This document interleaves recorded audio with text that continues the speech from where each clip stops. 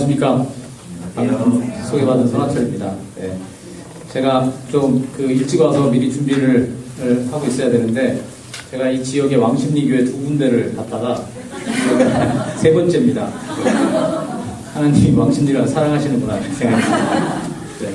처음에 갔더니 하나는 조그만 상가에 있는 교회였고, 하나는 왕십리 중앙교회를 제 지도가 또 중하게 인도를 해서 거기서 좀 뛰어왔습니다. 네, 사실 저의 전공은 기술 철학입니다. 그러니까 철학 중에서 과학 기술에 대한 기술 철학이 제 전공인데, 오늘 드릴 말씀은 그거하고는 아무 상관이 없습니다. 네. 이거는 제가 처음에 저희 학교의 학생들을 대상으로 학생들이 어떤 책을 읽는 것이 좋은가에 대해서 이렇게 물어봐서 그거에 대해서 이제 강의를 준비하다가 조금 발전이 돼서 또 독서와도 별로 관련이 없는 강의가 되었습니다. 제목은 이제 정답으로부터 해방인데, 이제 들으시다 보면 금방 제가 무슨 말씀을 드리려고 하는지 이제 아실 겁니다. 제가 철학 교수이기 때문에 강의를 하다 보면 사람들이 자게 됩니다. 그러니까 결론을 먼저 말씀드리고, 제가 드릴 말씀 요거까지니까 편안한 마음으로 이제 나머지는 주무시면 됩니다. 그러니까 지금 제가 드리고 싶은 말씀은 저희 사회와 우리 교회와 우리 개인들이, 한국 사람들이 전체적으로 별로 행복하지 않다. 학부모도 행복하지 않고 자녀들도 행복하지 않다. 왜 그런가? 저의 그 짧은 소견으로 그 원인, 여러 가지 원인이 있겠지만 그 중에 하나가 정답 신화다. 정답에 대한 믿음이 있기 때문이다. 그래서 정답에 대한 믿음을 가지면 그거에 따른 병증이 생긴다라고 제가 이제 주장하려고 합니다. 제가 오늘 7가지의 병증에 대해서 이야기를 하려고 합니다. 그래서 그러면 해결은 간단하겠죠. 정답 신화가 있기 때문에 어떤 병이, 마음에, 우리의 생각에 병이 생기고, 그러니까 그런 힘든 생각으로부터 벗어나려면 정답 신화를 극복하면 되겠죠. 네, 그게 오늘 제가 드릴 말씀입니다. 자, 그러면 정답 신화가 무엇인가부터 이제 이야기를 해야 될 텐데요. 정답 신화는, 제가 좀 옆으로 가야겠습니다. 약간 제가 슬라이드를 등지고 있으니까 약간 불안해서. 모든 문제에는 정답이 있고 그 정답은 찾을 수 있으며, 만약에 정답이 없다면 그 문제는 처음부터 문제가 아니다. 자, 아무 문제나 한번 생각해 보십시오. 아무 문제나. 사소한 것으로부터 중요한 것까지. 예를 들어서 지금 정치가 마음에 안 든다. 그럼 정답을 찾을 수 있죠. 대통령이 문제다. 야당 대표가 문제다. 누가 문제다. 아니면 법무부 장관이 문제다. 그러면 정답을 찾을 수가 있죠. 정답이 있으면 해결하면 됩니다. 대통령 탄핵하면 되고, 야당은 어떻게 하면 되고. 근데 만약에 문제는 있는데 정답이 없다. 그러면 그건 별 중요한 문제가 아니에요. 그냥 그거는 없는 문제로 하는 거죠. 그러니까 예를 들면 인생에 나는 왜 살지? 그러면 이게 답이 좀 애매하죠. 그러면 그건 그냥 생각 안 하기로 하는 겁니다. 네, 생각 안 하기로. 그건 너무 어려우니까. 괜히 복잡한 거 생각하지 않는 거고. 자, 근데 이제 이게 왜 생겼을까? 우리 사회 정답 신화의 원인이 다양하지만 그 중에 가장 두드러지고 이해하기 쉬운 뿌리가 있습니다. 그게 뭘까요?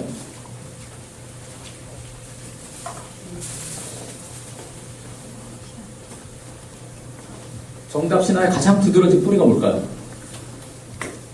주관식은 좀 힘들죠?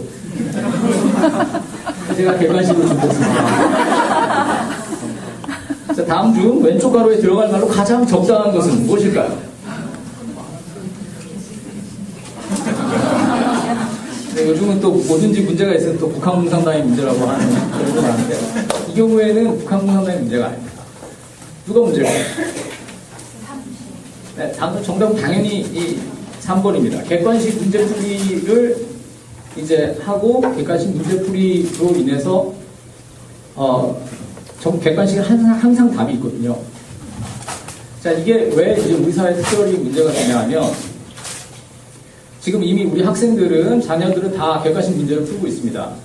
근데 지금 여기 계시는 분들도 대부분 객관식 문제를 풀었습니다. 근데 여기 계시는 분들의 부모들은 객관식 문제를 푼 적이 없습니다. 그렇죠? 그러니까 객관식 문제를 풀어서 그걸로 성공하고 뭔가 성취를 이루고 혹은 실패하고 대학 가고 싶었는데 못 가고 뭐 하고 싶었는데 못 하고 하여튼 그것을 한번 경험한 세대의 자녀들이 또 객관식 시험을 칩니다. 그러니까 이게 몇 세대가 지나고 나니까 이게 고착이 돼서 시험 문제 풀 때만 정답이 있다고 생각하지 않고 모든 일에 정답이 있다고 생각하는 겁니다. 모든 일에. 자, 그래서 정답을 구성하는 믿음들이 있는데 이런 겁니다. 누구나 정답을 찾아야 된다. 시험 시간에 나는 그냥 이 문제는 안 풀래. 뭐 이럴 수는 없잖아요. 그렇죠? 그러면 큰일 나죠. 그 다음에 정답은 남이 정하죠. 내가 정하는 게 아닙니다. 선생님이 정답을 정해놓은 겁니다. 내 생각에는 2번이 답인 것 같은데 선생님이 3번이라고 하면 3번인 거예요. 그렇죠? 그 다음에 정답은 빨리 찾아야 되죠. 수능 칠 때 못 풀어서 애들이 점수가 낮은 게 아닙니다. 시간이 모자라서 못 풀죠. 정답이 아닌 것은 오답이죠. 정답이 3이라고 나왔는데 2는 뭐 한 반쯤 맞고, 자, 3이 정답, 2는 절반 정답, 4는 4분의 1 정답, 이런 거 없습니다. 정답과 오답이 있는 것이고, 정답은 맞는 거고, 나머지는 다 오답입니다. 그렇죠? 그 다음에 모든 문제는 동일하게 중요합니다. 그러니까 국어 문제가 쭉 나오면 그 중에 어떤 문제는 중요하고 어떤 문제 안 중요한 게 아니라 점수가 똑같으면 문제의 중요성은 똑같습니다. 사실은 배울 때는 어떤 거는 좀 중요하고 어떤 건 좀 안 중요하거든요. 그러나 시험 문제에는 똑같습니다. 그렇죠? 그러니까 문제 경중이 없어지는 거예요. 이게 정답 신화입니다. 이 정답 신화를 믿게 되면은 다양한 증상이 일어나는데, 이제 앞으로 그것을 제가 정답 증후군이라고 부르고, 제가 7가지 증후군을 말씀을 드리려고 합니다. 근데 뭐 굉장히 어렵지 않으니까 금방 보시면 됩니다. 저는 이 정답 증후군들을 하나씩 살펴보면 우리 사회에서 일어나고 있는 일, 우리 학생들한테 일어나고 있는 일들을 잘 이해할 수 있다고 생각이 듭니다. 그래서 정확하게 진단하는 게 중요합니다. 자, 첫 번째 증후군은 모범생 증후군입니다. 모범생이 되어야 됩니다. 우리 모두. 다 모범생이 되고 싶어하고 우리 자녀가 모범생이기를 원하죠. 근데 모범생의 특징은 뭘까요? 목표가 뚜렷하고 그 목표를 향해서 열심히 갑니다. 그러니까 정답을 맞추는 걸 중요하게 생각하는 그 세팅을 생각하시면 됩니다. 그러니까 학생들이요. 학생들 중에 공부 잘하는 애가 공부 잘하는 게 이제 모범생일 텐데, 그 모범생은 뭐냐면 뚜렷한 목표가 있어야 됩니다. 자, 우리나라의 이제 모범생 증후군이 어떻게 드러나는가를 보면 이제 간단한 게 있는데, 어떤 애가 40점을 받아왔습니다. 시험을 쳤는데 세상에 40점을 받아왔어요. 그래가지고 애가 이거 40점은 좀 너무하다. 내가 이렇게는 나도 못 살겠다. 그래서 이제 부모님이 그래, 네가 마침내 공부할 결심을 했구나. 다음 시험에 목표를 정해라. 오케이. 저는 다음 시험을 치면 반드시 55점을 맞겠습니다. 이번에 40점 맞았으니까 15점 올려서 55점을 맞겠습니다. 여러분 뭐라고 하시겠어요? 장하다. 역시 그래. 그렇게 한 발 한 발 올라가는 거야. 여러분 그렇게 얘기하시겠어요? 일반적인 한국 부모님들은 그러지 않습니다. 이 자식아 못해도 100점을 맞겠다고 목표는 세워놔야 사람이 이렇게 하다가 보면은 65점이 될 수도 있고 80점이 될 수도 있는 거지. 애당초 65점으로 점수를 저 목표를 맞춰놓으면 그러고 어떻게 사니? 우리는 이룰 목표를 반드시 불가능한 목표를 잡아야지 그게 훌륭한 목표입니다. 그러니까 이룰 수 없는 목표를 잡아야 돼요. 그러니까 뭐 돈을 버는 것도 마찬가지고 하여튼 뭔가 이룰 수 없는 거를 바라야 돼요. 내가 지금 월급을 모아서 차곡차곡 저축하면은 한 10년 있으면 이렇게 될 것 같다. 그런 식으로 목표를 잡으면 안 되고, 뭐 중간에 부동산이 대박이 나든 뭐가 나든 로또를 맞든 목표를 높이 세워야 그 다음에 이제 사람이 드라이브가 걸린다고 생각을 하는 거죠. 어떤 애 100점을 맞아왔습니다. 아니 95점을 맞아왔다 합시다. 그럼 여러분 뭐라고 하십니까? 95점 맞아. 잘했다 칭찬해 주시죠. 정말 잘했다. 거기서 끝나나요? 거기서 끝나면 진짜 좋은 부모입니다. 너 진짜 훌륭한, 너 천재 아니냐? 어떻게 95점을 맞았니? 맛있는 거 먹으러 가자. 그러면은 진짜 좋은 부모인데, 불행하게도 대부분의 부모들이 다음에 꼭 100점 맞아라. 이렇게 이야기합니다. 그 다음에 100점을 맞으면 어떡할까요? 100점을 맞았어요. 그날은 잔칫날이죠. 근데 또 엄마는 너무 궁금합니다. 아버지도 마찬가지. 살짝 정말 조심스럽게. 그런데 100점이 몇 명이니?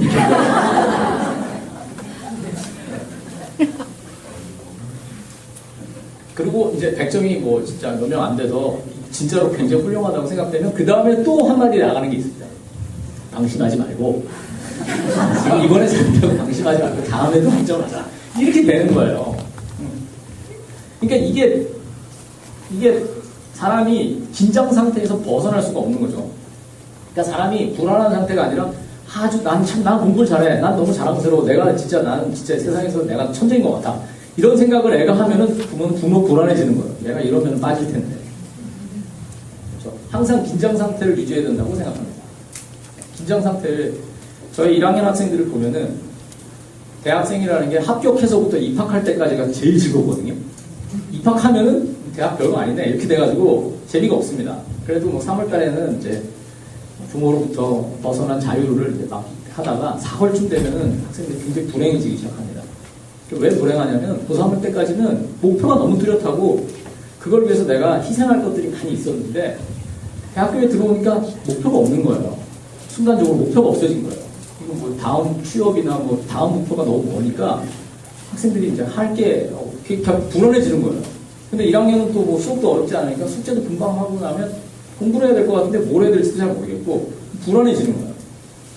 그러니까 저한테 와서 무슨 책을 읽을까요? 뭐 이렇게 물어보는 거죠. 근데 무슨 책을 읽을까 해서 제가 이런 좋은 소설책인데 이걸 읽으렴? 그럼 저 좋아하지 않습니다. 뭔가 좀 어려운 책을 좋아해야 돼요. 그러니까 그 친구를 괴롭혀줘야 돼요. 그래서 뭐 플라톤의 국가를 읽으렴. 이제 2만원짜리 사다가 딱 앞에서 이거 이렇게 덮은 다음에 이제 두통으로 꽂아놓게 되는 건데 계속 불안한 거예요. 1학년들은 왜 불안한가? 불안하지 않아서 불안한 거예요. 불안할 게 나를 불안하게 만드는 게 없으니까 불안. 그래서 계속 불안한 상태에서 댕댕거리는 게 모범생 증후군입니다. 이게 인생의 한때 어떤 목적에 대해서만 그러면 좋은데 항상 그 상태로 있는 거예요. 여기 이제 책 제목을 제가 한 10대 꿈을 위해 공부에 미쳐라. 20대 공부에 미쳐라. 30대 다시 공부에 미쳐라. 40대 공부 다시 시작하라. 그 다음에 공부하다 죽어라. 그 한국 사람의 그 공부에 대한 그 열망은 대단합니다. 왜 프랑스 사람들은 그렇게 책을 많이 읽는데 한국 사람은 책을 안 읽는다고 하잖아요. 프랑스 사람은 무슨 책을 읽는 줄 아세요? 다 추리소설이에요. 한국 사람은 책을 안 읽는데 그 읽는 책이 뭔지 아세요? 자기계발서예요. 이런 거. 그러니까 이런 거 보면서 스트레스만 받는 거예요. 이런 사람도 있는데 나는 이게 뭔가? 나는 쓰레기야. 그러면서 이제 모범생이 그런 거니까. 저는 병이라고 봅니다, 이거. 자, 이제 모범생 증후군이 있는가 하면 기출문제 증후군이 있습니다. 기출문제 증후군이 뭐냐면은 이제 출제자의 의도 많이 들어보셨죠? 출제자의 의도. 답을 내가 정하는 게 아니라 남이 정하기 때문에 출제자가 뭐라고 했느냐, 그게 이제 중요한 거야. 그러니까 내 생각은 쓰레기예요. 내가 뭐라고 생각하는 게 중요한 게 아니라 남이 뭐라고 생각하느냐가 중요합니다. 왜냐하면 그 사람이 출제를 했으니까. 그래서 항상 다른 사람의 눈치, 다른 사람의 시선, 그걸 계속 보고 있는 겁니다. 남이 뭐라고 하나? 남들은 어디로 가나? 그러니까 책을 읽어도 제가 학생들이 책을 소개하라 그러면 저는 절대로 책을 소개하지 않습니다. 그래서 가서 책방에 가서 책을 열어보고 재미있으면 읽고 재미없으면 덮어라. 재미없으면 그 다음 책 열고 재미있으면 읽고 없으면 덮어라. 왜 그걸 나한테 물어보냐? 그럼 뭐라고 얘기하냐면 제가 괜히 아무 책이나 읽어서 시간을 낭비하기보다는 뭔가 교수님이 좀 권하는 책을 읽어야 내 시간이 좀 세이브가 될 것 같다. 그러면 이제 제가 권해줄 때도 저도 쉬운 책을 주면 안 되고 아까처럼 어려운 책을 줘야지 이제 괴로워하면서 교수님 이걸 왜 읽으라고 했을까? 재미도 없는데. 그러다가 이제 덮고 꽂아놓으면은 지금 그게 여러분 집에 있는 거예요. 그 책. 그 책 있잖아요. 다 있으시죠? 집에. 네. 대대로 이렇게.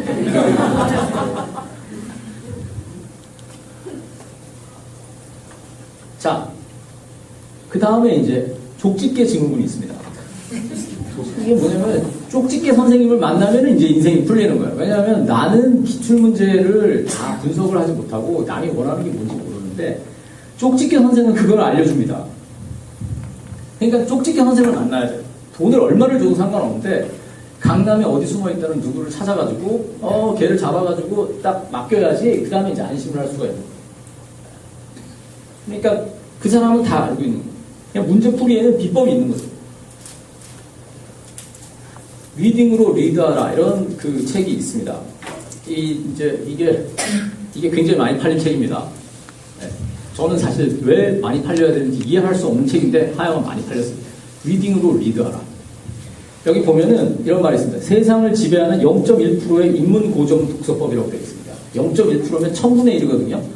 그렇잖아요. 1%가 100분의 1이니까 1000명 중에 1명이 인문 고전을 읽으면은 1000명, 그러니까 0.1%에 들어갈 수 있다. 세계 0.1%에 들어갈 수 있다. 근데 이 책을 무려 몇백만 명이 샀습니다.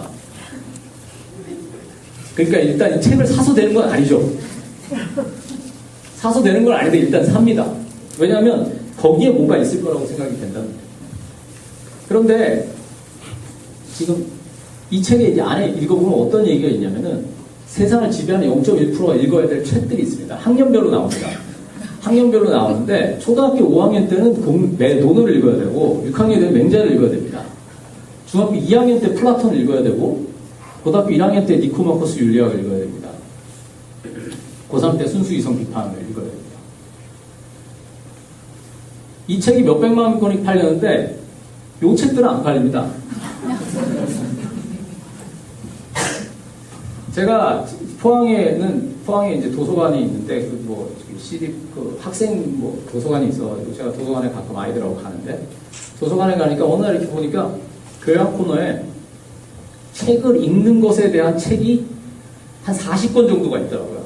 책을 읽는 것에 대한 책. 그러니까 책 요약해 놓은 책 읽으라고 하는 책, 고전을 읽는 법에 대한 책, 이런 책들이 몇십 권이 있는 거예요. 자, 그럼 사람들은 왜 그 책은 사고 고전은 사지 않을까요? 고전도 사서 꽂아놓는 분도 있겠는데, 조금 더 적극적인 분은. 일단 그 책들은 고전을 읽는데 별다르게 도움이 안 되고, 뭐에 도움이 되냐면, 고전을 읽어야 된다는 마음 자극을 하는데 큰 도움이 됩니다. 그러니까 대부분의 우리나라 사람들이 읽는 자기 개발서라는 게 그런 거예요. 자극하는 거예요. 나는 4시간 이상 자본 적이 없다. 나는 20살 때 1억을 벌었다. 그렇게 하기 위해서 어떤 고생을 했다. 이런 책들을 사람들이 즐겨봅니다. 근데 그 책을 보면서 굉장히 괴롭잖아요. 괴롭지 않으세요? 이거 누구나 하는 거 아니에요? 이렇게. 그러면 이제 상관이 없는데 대부분 보면서 되게 괴롭거든요. 이거 보면은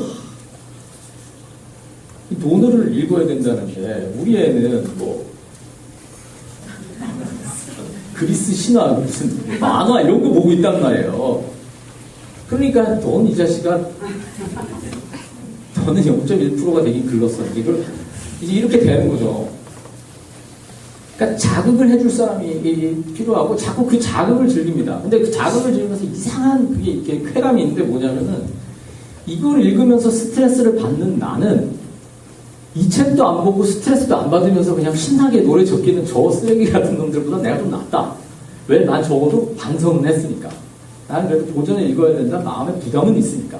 이렇게 되는 거예요, 얘기가. 공부가 제일 쉬웠어요. 이러고 있잖아요. 그런 책을 자꾸 보는 거예요. 보고, 권하고, 나는 그 고전을 읽을 생각이 없지만, 우리 애는 이걸 보고 좀 자극을 받아서 고전을 좀 읽었으면 좋겠고. 왠지 그런 거예요. 제가 또 어느 날 교보문고를 가니까, 매대 다 하버드예요. 하버드 4시 반, 하버드에 공부 버릇, 하버드에서 하버드. 왜 이렇게 하버드를 좋아하는지 그냥 다 하버드에서. 뭐냐면 하버드에서 어떻게 하는가를 알고 싶은 거예요. 하버드에서 어떻게 하는가 알고 싶은 거예요. 그러니까 서울대 이렇게 하면은 너무 이렇게 가까워서 싫으니까 그냥 멀리 있는 하버드를 하면서 서로를 자극해 주는 거예요. 그러니까 뭔가 책을 써서 뜨고 싶으시면 그냥 하버드에서 애들 쓰시면 돼요. 제목을 일단 하버드로 잡고 하버드의 풀밭은 초록색이다 이런 식으로 쓰면 그냥 초록색의 의미에 대해서 길게 쓰면 되죠.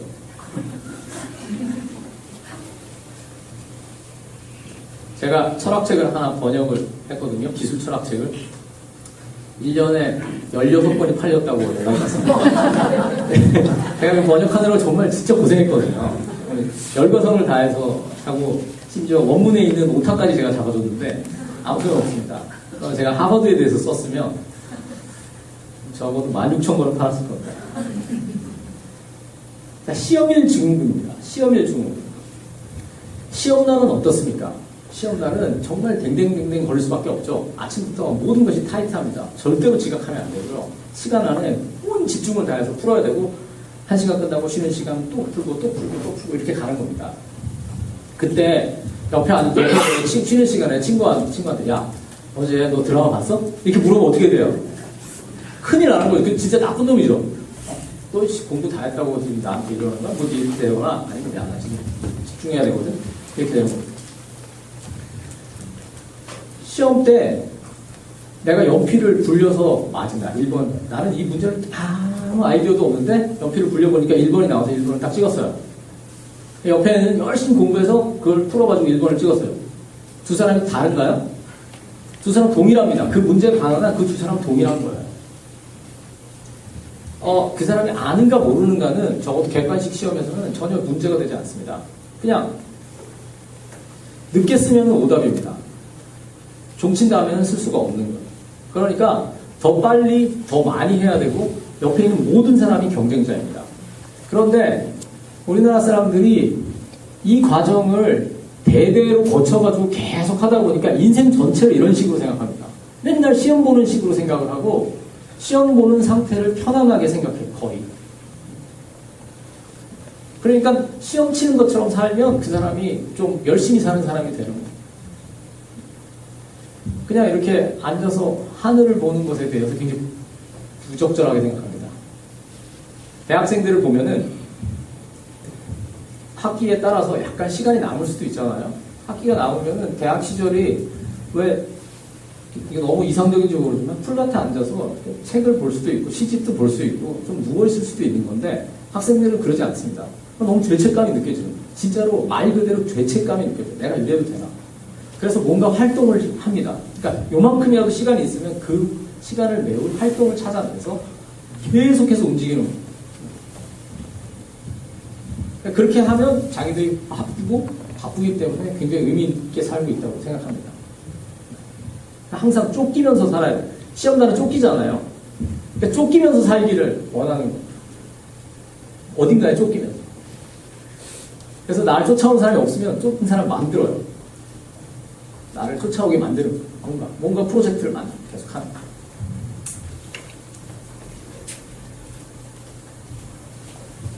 자, 이제 몇 개 안 남았습니다. 성적표 증후군입니다. 성적표 증후군은 시험일 증후군이랑 뭐 거의 비슷한데 결과만 좋으면 다 좋다 하는 겁니다. 아까도 말씀드린 것처럼 찍어서 맞은 날도 없습니다. 그렇죠? 결과만 좋으면 됩니다. 심지어 컨닝을 해도 상관없습니다. 그냥 컨닝해서 하면 되는 거예요. 끝이 좋으면 다 좋은 겁니다. 좋은 결과를 위해서는 수단과 방법을 가리지 않습니다. 이게 어떤 사람이 이런 공책을 만들어가지고 아이들한테 팔았습니다. 대학에 가서 미팅을 할래? 공장에 가서 미싱할래? 이렇게 이걸 해가지고 그러니까 아이들이 이걸 산다는 건 뭐냐면 아이들이 이걸 보면서 스스로를 자극하겠다고 생각하는 거예요. 물론 엄청난 비판을 받아서 누군가 이걸 지적해가지고 이 사람이 다행히 그 사장이 그래도 센스가 있는 사람이 전략 회수를 했습니다. 했는데 신문에 엄청 났습니다. 10분만 더 공부하면 아내의 얼굴이 바뀐다. 10분만 더 공부하면 남편의 직업이 바뀐다. 열공에서 성공하면 여자들이 매달린다. 이런 남녀 성차별적인 표현은 이거는 말할 것도 없고 이런 생각을 이렇게 노골적으로 표현하니까 우리가 한숨을 쉬지만 우리가 막연하게 비스무리한 생각을 합니다. 비스무리한 생각을 해요. 왜 그렇게 서울대에 열심히 보내고 싶어 할까요? 서울대에서 뭔가를 더 좋은 걸 배울 수 있기 때문이라는 기대 때문일까요? 저는 서울대 교육에 대해서 기대하는 사람은 본 적이 없습니다. 네. 서울대 교수와 서울대 학생을 포함해서 본 적이 없습니다. 왜냐하면 서울대는 서울대에서 뭘 가르치냐는 아무도 신경 안 써요. 서울대 졸업장에만 신경을 쓴단 말이에요. 그러니까 들어가는 순간 끝나는 거예요. 그러니까 그렇게 생각해요. 그렇게 생각하니까 제가 보기에는 서울대 교수들이 그렇게 열심히 가르치지 않습니다. 저는 한동대에서 되게 열심히 가르치거든요. 왜냐면 우리 졸업장 가지고는 별로 재미가 없기 때문에 뭐라도 가지고 서브스탄스 뭔가 알맹이가 있어야 되기 때문에 저희들은 열심히 가르칩니다. 그런데 끝나고 나면 너 어디 나왔어? 이렇게 하고 끝나는 거예요.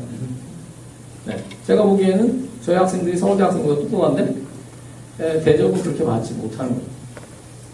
그러니까 제가 제 직장을 사랑해서 그런 거라고 생각하실지 모르지만 저는 서울의 7개 대학에서 강사를 했습니다. 서울대를 포함해서 서울대 다 다녀봤습니다. 학생들이 입학 성적이 다르다고 해서 수업 시간에 다른 게 아닙니다. 수업 시간에 잘 놓으면 자고요. 들으면 듣습니다. 그렇죠. 똑똑한 애는 안 좋은 대학에 있어서 똑똑하고 멍청한 애는 서울대에 있어서 멍청합니다. 근데 그게 중요한 게 아니에요. 결과만 중요해요.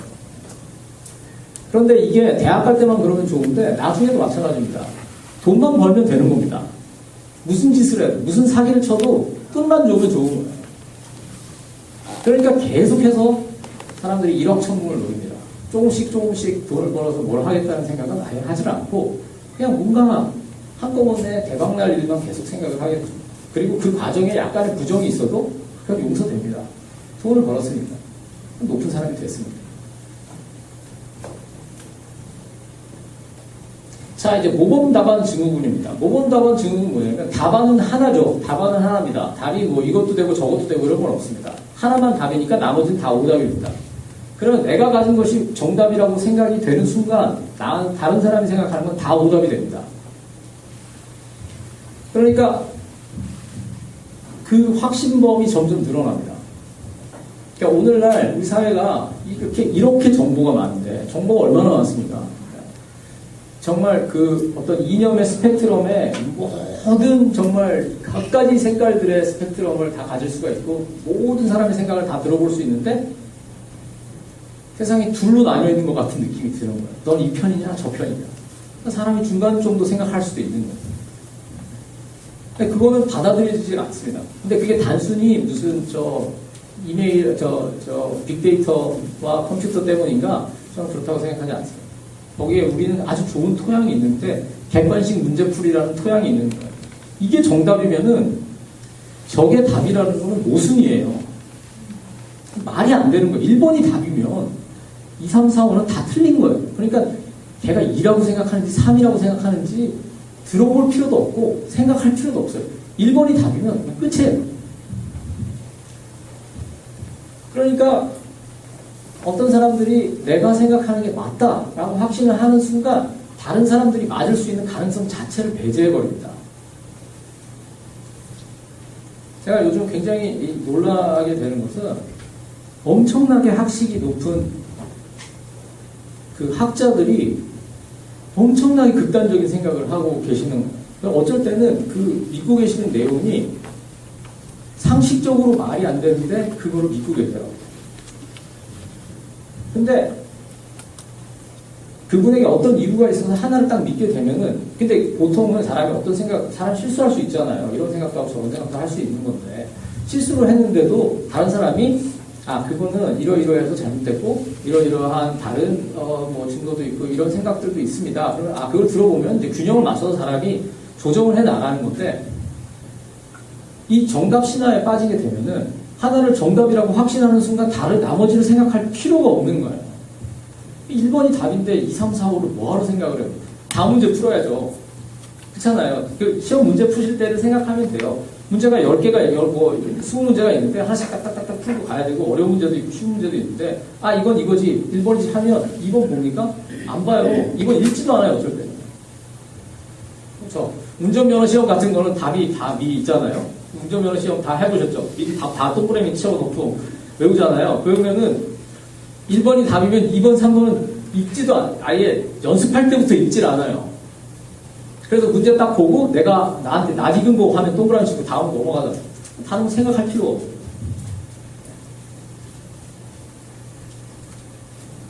이건 북한이고 이건 신천지입니다. 네? 여기 북한이 열병하는 거고 이게 신천지입니다. 뭐 별 다르지를 않아요. 그럼 신천지하고 다른 조직들은 또 엄청나게 다르냐? 그렇지 않습니다. 우리나라에서 잘 나가는 조직들은 엄청나게 일사불란합니다. 왜냐하면 답이 하나밖에 없기 때문이죠. 답을 하나만 허용하니까 일사불란합니다. 그 올림픽에서 요즘 그 폐막식 할 때 선수들 지 마음대로 들어오잖아요. 그게 정상적인 세상에 가깝거든요. 각자 가서 탁탁탁탁 들고 옛날에는 그러지 않았잖아요. 옛날 올림픽 할 때는 완전히 막 오와 열을 맞춰서 탁탁탁 군인처럼 들어왔잖아요. 굉장히 부자연스러운 거거든요. 그게 보기가 좋죠. 그러나 사실은 그게 그렇지 않은데 이제 우리가 그걸 약간 그리워하는 것 같아요. 자, 이제 마지막 증후군입니다. 출제자 증후군입니다. 정답 신화가 만들어내는 정답 증후군의 끝판왕이 바로 출제자 증후군입니다. 이게 제가 아까 기출문제 증후군이라고 말씀드렸는데 남의 눈치를 계속 본다고 했잖아요. 정말 희한한 게 이렇게 시험 치고 막 하나 맞추고 빨리 문제 풀고 이런 걸 제일 잘하는 사람들이 예를 들어 검사, 판사 이런 사람들이거든요. 옛날에 얼마나 이번에 검찰총장도 시험을 몇 번을 쳤다고 그러는데 남한테 맞추려고 그렇게 애쓰던 사람이 권력을 가지면 돌변해가지고 갑자기 엄청난 힘을 그렇게 자유자재로 사용하게 되는 그 메커니즘이 뭘까요? 그 메커니즘은 내가 출제자가 되면 되는 겁니다. 시험 문제를 열심히 푸는 사람의 궁극적인 꿈은 출제자가 되는 거예요. 내가 출제자가 되는 순간 똑같은 구조 안에서 똑같은 정답 신화의 구조 안에서 내가 출제자가 되면 내가 1번이 답이라고 하면 1번이 답이 되는 거고 내가 2번이 답이라고 하면 2번이 답이 되는 거고 다른 사람이 딴소리를 해도 너는 문제를 풀어. 내가 너한테 풀라고 했지 문제를 내라고 했냐. 억울하면 선생이 돼. 그래서 가끔 좀 똘똘한 학생이 아니 선생님 이거 좀 답이 좀 정답이 3번이라고 했는데 사실 2번도 좀 비슷하게 맞은 거 아닙니까? 억울하면 네가 선생해. 그런 거 옛날에 경험하셨죠? 네. 자, 오늘날 엄청난 갑질이 우리 사회에서 일어납니다. 엄청 상상을 초월하는 갑질이 일어납니다. 근데 갑질을 당하는 사람은 자기가 갑질 당할 만하다고 생각하지 않는데 갑질하는 사람을 보면은 별로 죄책감을 그렇게 많이 느끼지 않는 것 같아요. 그러니까 뭐 그 갑질을 해가지고 뭐 무리가 되면 뭐 나와서 사과도 하고 하는데 그 다음에 하는 일들을 보면 그 사람이 진짜 그게 문제가 있다고 생각하는 것 같지 않습니다. 왜 그럴까요? 자기가 출제자라고 생각하기 때문입니다. 여전히 내가 출제자고 내가 정답을 정하고 내가 정하는 게 정답이다. 정답 이제 난 더 이상 정답 맞추는 사람이 아니라 난 정답을 말하는 사람.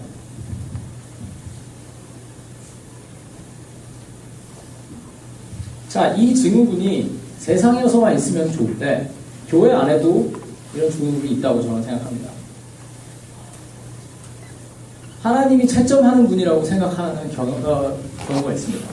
학생 보면은 내 말하자면 미래의 배우자를 하나님이 정해놨다 이렇게 생각하고 찾는 친구들이 있습니다.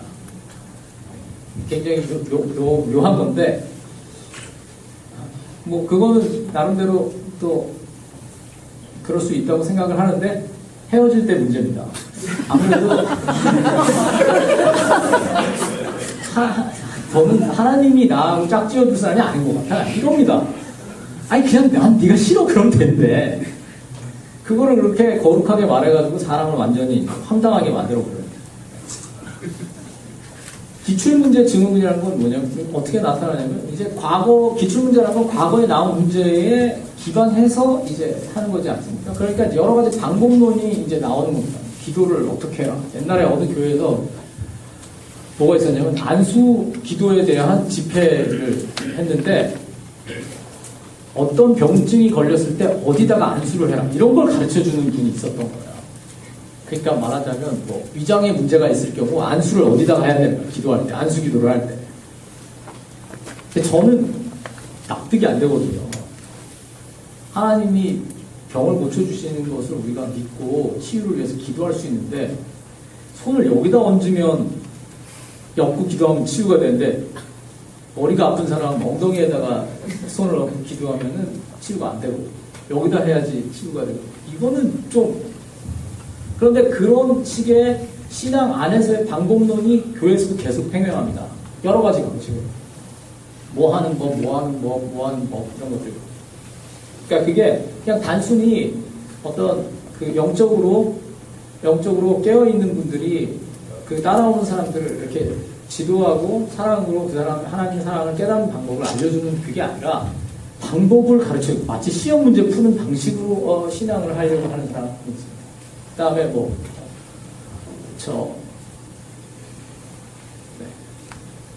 족짓기 주는도 마찬가지입니다. 영적 지도자에 대한 이제 갈망이 있습니다. 약간 이제 어느 정도가 되면 하나님의 말씀을 대변하는 목사님이 아니라 어느 순간이 되면은 이제 그를 넘어가는 일들이 이제 굉장히 많이 일어납니다. 또 시험일 증후군 아주 개인주의적인 신앙 혹은 개교회주의가 이제 횡행하게 되고 또 축복의 신학이 이제 교회 안에 이제 넘쳐납니다. 결과가 좋으면 되기 때문에 그 사람이 어떤 과정을 통해서 축복을 받았는지 별로 중요하지 않습니다. 저는 요즘에 한국교회가 축복을 받았다고 하는데 축복을 받았다고 했을 때 그 축복이라는 말이 정확하게 무슨 뜻인지를 잘 들어가면 결국은 돈이에요. 돈을 많이 벌었다는 거예요. 잘 먹고 잘 살게 되었다. 부유하게 되었다. 결국은 돈인 거예요. 근데 물론 잘 사는 게 너무 중요하고 축복이지만 그것만 축복은 아닐 텐데 우리가 축복을 이해하는 방식이 큰 문제가 있을 뿐 아니라 그 축복이 그런 부의 축적이 얼만큼 정의로운 방식으로 되었는가에 대한 고민은 별로 없이 결과만 너무 강조하는 경향이 있다. 그 다음에 출제자 증언군도 마찬가지입니다. 엄청난 교인들의 우월주의가 있고 동시에 교인들의 도덕적 논란이 있습니다. 우리는 하나님의 백성이기 때문에 나는 선택받은 사람이기 때문에 그래서 세상 사람이 뭐라 비난해도 우리는 우리 갈 길을 간다 이렇게 이야기를 합니다. 제가 학생들한테 이야기하는 것 중에 하나가 기독교인은 상식을 뛰어넘는 사람이어야 되는데 초상식적인 사람이 되어야 되는데 몰상식적인 행동을 하면서 초상식이라고 주장하는 거예요. 세상의 비난에 대해서 부당한 비난은 받아쳐야겠지만 몰상식적인 행동이 교회에 일어났는데 그냥 기독교인이라는 이유만으로 계속 그걸 변호하고 방어하고 그럴 수는 없는 거죠. 다른 사람보다 상식을 벗어난다는 거는 다른 사람들은 상상도 못할 사랑을 하고 사람들은 상상도 못할 봉사를 하고 상상도 못할 희생을 한다는 게 이제 상식화다는 기독교여야 하는데 다른 사람들은 상상도 못할 나쁜 짓을 하면서 그거는 교회 안에서는 괜찮아 이렇게 이야기하는 흐름들이 분명히 있습니다. 종교개혁의 정신과는 전혀 어긋납니다. 저는 부패했을 때 가톨릭 교회의 모습이 정답 증후군하고 굉장히 비슷했다고 생각합니다. 그때 방법론적으로 어떤 회개하고 기도하고 복을 빌고 했던 그런 모습들로부터 벗어나는 것이 매우 중요하다고 생각합니다. 자, 그럼 이제 여기서부터 어떻게 이제 벗어날 것인가를 이제 이야기를 해야 되는데, 기본 원칙이 있습니다. 이 증후군으로부터 벗어나는 가장 손쉬운 방법은 스스로에게 묻는 것입니다. 난 지금 즐거운가? 나는 지금 행복한가? 나는 지금 만족스러운가? 지금 상태가. 하나님 안에 깊은 평안이 있는가? 그러니까 우리가 행복에 겨워서 살 수는 없습니다. 우리 삶이 고통스럽고 여러 가지 문제들이 있기 때문에 우리 삶이 맨날 너무너무 즐거워서 어쩔 줄 모르면서 살면 참 좋겠습니다만 그러진 못하죠. 그런데 자기가 불안에 발발발발 떨고 있는 상태. 지금 우리가 무슨 전쟁이 난 것도 아니고 벌벌벌벌 떨고 있는 상태. 그리고 그거를 스스로 초대하는 상황. 나아가서 불안하지 않은 것을 불안하게 생각하는 그 굉장히 병리적인 그런 상황들로부터는 그거는 좀 벗어나야 되겠다. 외부로부터 도전이나 시련이 올 수도 있지만 자기가 자기 스스로로 고민할 필요는 없겠다. 근데 본래 그리스도인의 평안이라는 것은 외부에서 시련이 와도 주 안에서 평안해 이렇게 이야기를 해야 되는 거잖아요. 외부에서 나는 어떻게 할 수 없는 시련이 왔을 때에도 주 안에서 평안하다. 이게 이렇게 돼야 되는데 제가 생각에는 외부에 딱히 그런 그 외부적인 게 없을 때에도 외부적인 거 만들어내는 것 같아요. 만들어내는 것 같아요. 너 그렇게 공부 안 하다가는 이제 인생 끝장나. 이제 이러는. 근데 사실 엄마 아빠도 그렇게 공부 잘 못했는데 지금 잘 살고 있는데 지금 아무 문제 없이 잘 살고 교회 봉사하고 사회에서 다 유익하게 다 다른 사람들을 섬기며 살고 있는데 왜 애한테는 너 그렇게 하다가는 너 완전히 지금 이제 그거는 뭔가가 지금 문제가 있는 거죠. 그거는 지금 내가 지금 누리고 살아가고 있는 삶에 대해서 그냥 만족하고 있지 않다는 뜻인데 왜 만족하고 있지 않은가를 또 생각을 해봐야 돼요. 나한테 지금 엄청난 시련이 와서 안 행복한 건지 내가 안 행복하려고 막 기를 쓰고 애를 쓰고 있는지 저는 많은 경우에 우리가 스스로 덜 행복해지려고 노력한다고.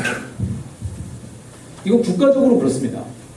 우리는 항상 북한 공산당이 쳐들어온다. 그 얘기를 들으면서 계속 그러니까 우리가 열심히 해야 돼. 그거를 계속해서 제가 이게 사실이 아니었다는 얘기가 아닙니다. 사실이 아니었다는 얘기가 아닌데 항상 우리는 그 불안 상태를 이상한 방식으로 즐기면서 살아왔던. 근데 이거는 좀 안 좋은 거죠. 그런데도 불구하고 평안을 우리가 연습했어야 되는데 평안을 별로 연습하는 것 같지 않아요. 그러니까 그리스도인이 평안하게 뭐가 돼서 평안한 게 아니거든요. 예수 믿으면 병 안 걸리는 것도 아니고 다 공부 잘하게 되는 것도 아니고 사업에 안 나가는 것도 아니고 똑같거든요. 그런데도 불구하고 똑같이 사업이 망해도 그리스도를 믿는 사람 안에 평안이 있어야 되고 그 평안이 무엇인지를 보여줘야 되는데 그것은 고사하고 불안을 막 초대하는 방식으로 살고 있지 않나라고 생각합니다. 또 정답으로부터 해방되려면 냉혹한 현실 인식이 있어야 됩니다. 사실은 정답이 없습니다. 중요한 문제는 정답이 없습니다. 화장실이 어디 있니? 거긴 정답이 있습니다. 뭐 저기 가면 화장실이 있죠. 그런데 내 인생의 의미가 무엇인가? 그거는 모든 사람에게 똑같이 적용되는 아주 구체적인 정답은 없습니다. 굉장히 큰 틀에서야 물론 그리스도 안에서 하나님 영광을 위해서 산다라고 이야기할 수 있겠지만 그 영광을 위해서 산다는 말이 갑자기 무슨 뜻인지는 한 사람 한 사람 다 다른 거잖아요. 그러니까 정답을 딱 찍어서 이야기할 수가 없다는 거죠. 그럼 미래를 모르는 거죠. 미래를 모르는 거잖아요. 그러니까 성경에도 나오지 않습니까? 부자가 막 곡식을 많이 거두어가지고 너무 기분이 좋아가지고 내가 이제 돈가를 지어가지고 이제 잔뜩 쟁여놓고 잘 살아야 되겠다.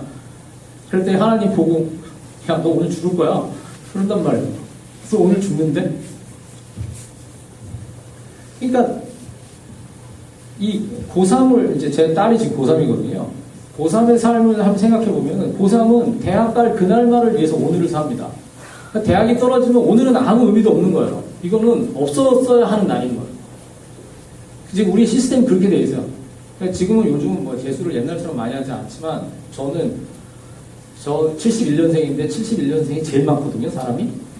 그냥 엄청나게 재수를 많이 했어요. 그러면 이게 뭐냐면은 대학에 떨어지면은 그 1년은 무효예요, 무효.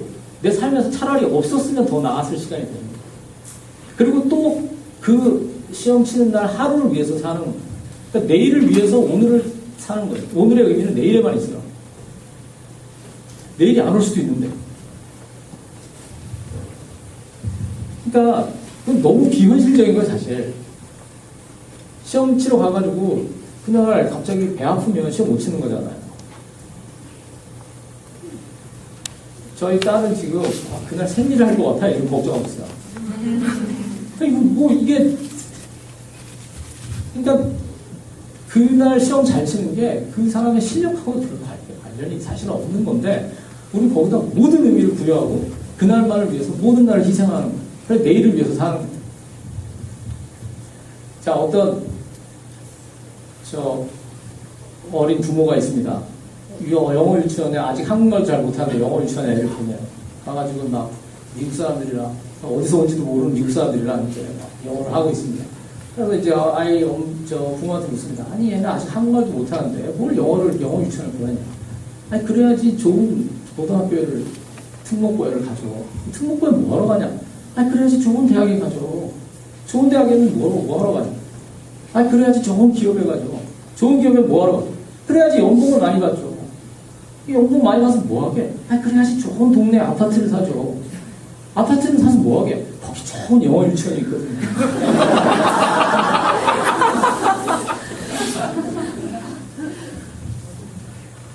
그러니까 이게 뭐 하다가 되면은 그 다음 거 계속 뭐 노후 준비해야 되고 뭐 해야 되고 이렇게 하니까 오늘은 재밌는 거는 안 되고 오늘은 계속 고생해야 돼요. 그래야 내일이 즐거울 거예요. 즐거운 날 오면 또 바로 그 다음에 또 이제 그 다음 즐거울 거 해놓고 또 오늘은 계속 고생하라고. 근데 오늘을 사는 거지 내일을 사는 게 아니거든요. 그러니까 제가 뭐 그냥 내일이 옹사람처럼 살아야 된다는 게 아니고 실도 힘이가 있어야 될 거잖아요. 그렇죠? 그래서 좀 더 과학적인 태도를 가져야 됩니다. 저는 우리의 계산에 내가 내일 죽을 수도 있다. 그것도 계산에 들어가야 좀 더 과학적인 계산이 된다고 생각합니다. 그러니까 그렇게 하면은 너무 댕댕거리지는 않게 되죠. 그래서 내일을 위해서 오늘 살 수 없고 물어봐야 됩니다. 진짜 이게 가치가 있는가? 이 정도까지 해야 되는가? 이게 정말 목표가 무엇인가? 내가 즐거운가? 저는 계속 물어봐야 된다고 생각합니다. 내가 지금 즐거운가? 제가 가장 슬픈 거는 제가 제 나름의 방식의 노력을 해도 제 딸이 지금 즐거워서는 안 된다고 굳게 생각하고 있다는 거예요. 나는 즐거워서는 안 돼. 즐거운 건 죄야. 이게 뭐 수년에 들어보다. 저는 우리가 치열하게 살아야 되지만 치열하게 사는 방법이 여러 가지가 있다고 생각하는데 펜싱 선수들 진짜 치열하게 싸우거든요. 펜싱 보셨죠? 올림픽 할 때 펜싱 정말 막 땀 튀기면서 막 합니다. 그래가지고 그 끝에 상대편 옷에 살짝 닿으면 낑 하고 이제 지는 거예요. 지거나 이기거나. 그럼 져서 뭐 울기도 하고 섭섭해하기도 하지만 그 사람 죽지 않습니다. 다음번에 펜싱상 또 하러 와서 또 죽을 것처럼 싸우는 거예요. 그 사람은 최선을 다해서 살고 있지만 그 싸움에 진다고 해서 인생이 끝나지도 않고 아무것도 변하는 게 없어요. 그런데 만약에 그게 진짜 칼이면은 이야기가 굉장히 달라지죠. 근데 우리 사회는 모두에게 검투사처럼 살기를 원해요. 공부하다 죽어라 이러잖아요. 그러니까 치열하고도 재밌게 살 수가 있는데 왜 치열하면서 항상 불안해. 나는 이러다가 이제 난 여기서 미끄러지면 나는 죽음이야. 이건 나락이야. 이렇게 하면서 계속 그 생각을 되뇌면서 사는 것은 굉장히 안 좋은 일이라고 생각합니다. 그래서 이런 사회에서 정답으로부터 해방되기 위해서는 결단을 해야 됩니다. 나는 해방될 거야. 나는 자유로울 거야. 나는 즐거울 거야. 나는 다른 사람들이 나한테 불안을 심으려고 해도 나는 거부할 거야. 나는 그게 거짓말이라는 것을 자꾸 생각을 할 거야. 경제 뉴스를 봐도요. 경기가 좋아지고 있습니다. 그렇게 얘기하면 참 기쁜 일입니다. 이렇게 하고 뉴스가 끝나면 좋겠는데 꼭 끝나면 그래도 방심해서는 안 되겠습니다. 이러니까 아니 도대체 그 뉴스 앵커까지 와가지고 훈계를 하고 있는 거예요. 주식이 올라갔으면 좋은 거잖아요. 좋으면 그냥 좋다 하고 그냥 끝나면 될 일인데 우리가 항상 그렇게 마지막 한마디를 자꾸 더해서 서로를 괴롭히고 있는 거예요. 주위를 돌아보는 삶이 중요합니다. 요거는 자유학교 저희 청소년 자유학교의 졸업식입니다. 포항에 있는 청소년 자유학교는 한동대학교에 있는 김윤규 교수님이 이제 한 20년 전에 만들었는데 학교 이탈 학생들을 가르칩니다. 학교 이탈 학생, 퇴학당한 학생들, 퇴학, 휴학하는 학생들을 가르치고, 그래서 교수님은 교장 선생님이고 저는 교감입니다. 근데 이제 그 선생님들은 다 한동대학교 학생입니다. 근데 한동대학교 학생들이 여기서 이제 그 일주일에 하루 이제 뭐 한 두서너 시간씩 와서 이제 번갈아 가르치는데 학생은 10명쯤 되는데 선생은 한 50명, 60명 됩니다. 왜냐면 하루에 2팀이 와서 한 3반을 가르쳐야 하기 때문에. 그리고 저녁도 다 줍니다. 저녁은 또 이제 동네 권사님들이 10년씩 와서 봉사하십니다. 매일 저녁을 이제 번갈아 가면서 조를 짜서 하시는 거예요. 그래서 선생님 다 합치면 한 7, 80명 되고 애들은 한 10명 남짓 됩니다. 걔들 해서 검정고시 치면 졸업입니다. 바로. 검정고시 치면 졸업이에요. 그런데 한동대 학생들은 한동대가 교수들이 학생들을 비교적 친절하게 잘 봐서 약간 학생들이 유치원생처럼 행동하거든요. 근데 이 자유학교의 선생님으로 오면 저도 제 학생이지만 자유학교 선생님들한테 저도 존댓말을 합니다. 그러니까 확실하게 선생님의 권위를 지켜줍니다. 그리고 이 학생, 그런데 굉장히 놀라운 건 한동대 학생들이 학교에 있을 때는 어린애 같다가 저 학교에 가면 갑자기 어른이 됩니다. 어른 대접을 해주면 어른이 돼요. 학교에서 퇴학당한 학생들 중에 뭐 요즘은 또 부적응 학생들도 많대. 옛날에는 좀 거칠어서 학교에 퇴학당한 학생이 많았습니다. 그러면 학교에서는 거의 정말 동물처럼 행동하는 친구들이 여기 오면은 모든 사람이 아무 편견 없이 자기를 사랑해주고 자기가 아무리 공부를 못해도 정말 ABCD부터 가르쳐주는 경우도 있고요. 더하기를 가르쳐주는 경우도 있습니다. 그래도 아무도 자기한테 뭐라고 하지 않고 뭐 2자릿수 더하기 했다고 엄청 칭찬받고 이러거든요. 그러면은 여기서 사람 대접을 받으면은 꼭 사람처럼 행동합니다. 그 전에 학교에서 사람 취급 못 받을 때는 그 사람처럼 행동하는 사람 같지 않게 행동하다가 여기 오면 사랑을 받고 사람들이 변합니다. 저는 이런 경험들이 우리를 다시 생각하게 한다고 생각합니다. 여기에 자유학교에 보면은 이 친구 지금 상받고 있는 친구는 미혼모입니다. 미혼모인데 아기도 뭐 방탕하게 살다가 아기 낳고 뒤늦게 20살이 넘어가지고 학교에 와서 공부하겠다고 왔는데 고등학교 검정고시 쳐서 이제 합격해서 졸업장을 받습니다. 자기보다 나이 어린 선생님들한테 선생님 하면서 끝까지 다 존대하고 우리의 규칙입니다. 근데 이런 경험들이 우리에게 주는 어떤 교훈들이 있고 깨달음이 있는 것 같습니다. 그래서 우리 자유학교를 거쳐간 한동대 학생들은 취직도 굉장히 잘합니다. 맨날 남보다 공부 더 잘하려고 막 공부하는 것도 중요하지만 삶에서 다른 사람의 삶에 영향을 미치고 어떤 봉사를 하고 이렇게 하면서 살아가니까 취업하러 면접하러 가서도 할 얘기가 있습니다.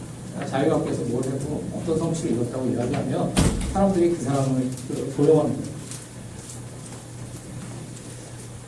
네, 예수님께서 우리에게 평안을 준다고 하셨는데 우리가 과연 얼마나 실질적으로 평안을 누리고 있는지 한국의 그리스도인들이 저는 가끔 묻지 않을 수가 없습니다. 제 자신을 포함해서 우리 사회는 너무 타닥거리는 걸 요구하기 때문에 정말로 평안하려면은 나는 평안하겠다고 작심하지 않고서는 평안할 수 없는 그런 세상을 우리가 살고 있지 않을까 생각이 듭니다.